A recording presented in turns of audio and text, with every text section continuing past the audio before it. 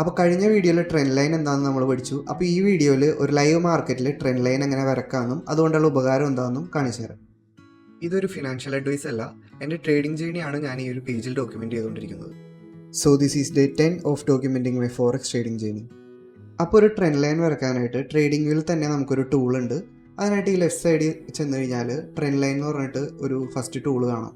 അത് സെലക്ട് ചെയ്യാം. എന്നിട്ട് ഇപ്പോൾ ഇവിടെ നോക്കുകയാണെന്നുണ്ടെങ്കിൽ ഇതൊരു അപ് ട്രെൻഡാണ്. എനിക്കപ്പോൾ ഒരു ട്രെൻഡ് ലൈൻ വരക്കേണ്ടത് ഇവിടെ നിന്നാണ്.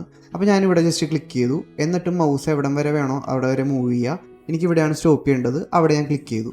ഓക്കെ, ഇപ്പോൾ ഇവിടെ നോക്കുകയാണെന്നുണ്ടെങ്കിൽ ഒരു ട്രെൻഡ് ലൈൻ അവിടെ ക്രിയേറ്റ് ആയിട്ടുണ്ട്. അതുപോലെ തന്നെ ഓരോ തവണ പ്രൈസ് ആ ട്രെൻഡ് ലൈനിൽ ചെന്ന് മുട്ടുമ്പോഴും മേളിലേക്കാണ് പോകുന്നത്. ഇവിടെ ഒരു പോയിന്റ് ഇവിടെ ഉണ്ട്, 2, 3, 4, 5. ഈ 5 തവണയും പ്രൈസ് അവിടെ ചെന്ന് ടച്ച് ചെയ്തപ്പോൾ എന്താ പറയുക, മാർക്കറ്റ് മുകളിലേക്ക് പോയി. അപ്പോൾ ഈ ട്രെൻഡ് ലൈൻ യൂസ് ചെയ്തിട്ട് എനിക്ക് മാർക്കറ്റിൻ്റെ ആ ഒരു മൂവ്മെൻറ്റ് എനിക്കവിടെ പ്രിഡിക്റ്റ് ചെയ്യാൻ പറ്റി. ഇപ്പോൾ എക്സാമ്പിൾ ഞാനിവിടെ വെച്ചിട്ട് ഞാനൊരു ഞാനൊരു ബൈ എടുത്തിരുന്നെന്നുണ്ടെങ്കിൽ നമുക്കൊന്ന് നോക്കി നോക്കാം. ഓക്കെ, ഞാനിപ്പോൾ ഇവിടെ ഒരു ബൈ സെലക്ട് ചെയ്തു. എന്നിട്ട് സ്റ്റോപ്പ് ലോസ് ഞാൻ കഴിഞ്ഞ ഒരു ലോ പോയിൻ്റ് ആയിട്ടുള്ള ഇവിടെ വെച്ചു. ഓക്കെ, ഇനി 1:2 റിവാർഡ് ജസ്റ്റ് ഒന്ന് നോക്കി കഴിഞ്ഞാൽ ഇതാ നമുക്കിപ്പോൾ തന്നെ ഇവിടെ നമ്മുടെ പ്രോഫിറ്റ് അവിടെ കിട്ടുന്നുണ്ട്.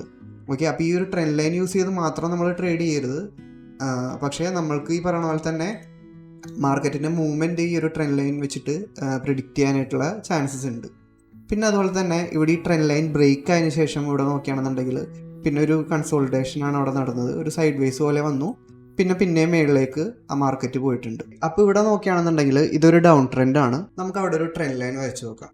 ഇപ്പോൾ ഇവിടെ നോക്കുകയാണെന്നുണ്ടെങ്കിൽ 1, 2, 3, 4, 5 ഇവിടെ ഒരു 5 ടച്ച് പോയിന്റ് നമുക്ക് കാണാം. അതിനുശേഷം ആ ഒരു ട്രെൻഡ് ലൈൻ ബ്രേക്ക് ആയതിനു ശേഷം കണ്ടോ അവിടെ ഒരു അപ് ട്രെൻഡ് അവിടെ ക്രിയേറ്റ് ചെയ്തു. അപ്പോൾ ഇങ്ങനെയാണ് നമ്മളൊരു ട്രെൻഡ് ലൈൻ വരക്കുന്നത്. അപ്പോൾ അടുത്ത വീഡിയോയിൽ നമുക്ക് സപ്പോർട്ട് ആൻഡ് റെസിസ്റ്റൻസിനെ പറ്റി പഠിക്കാം. അപ്പോൾ ഓക്കെ, ബൈ.